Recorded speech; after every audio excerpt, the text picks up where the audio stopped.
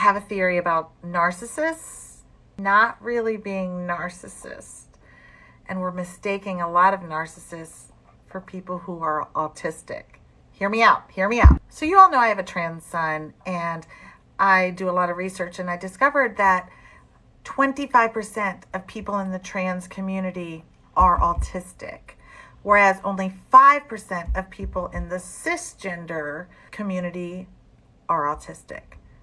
Why is that? I think it is that transgender people, deal with more unaliving themselves, depression, and suicide, and therefore are at psychiatrists, psychologists, and therapists' offices way more than cisgender people.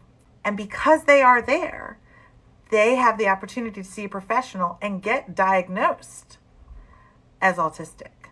But I think since so many cisgender people do not go to therapy, psychiatrists, psychologists, they're not getting diagnosed.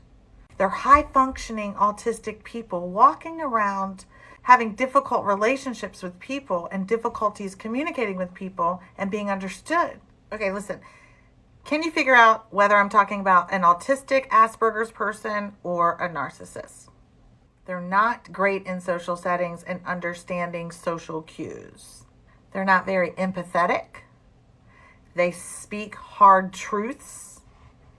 They can sound very harsh. They're not very intuitive. They're not connected to their emotions. They're generally one-dimensional. Those are all signs of a person with Asperger's. But narcissists can present like that too.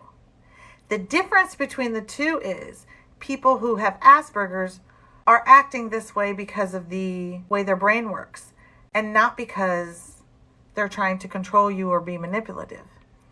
Narcissists have different intentions. They may present looking like this, but their intentions are to control you, to bring you down, to belittle you.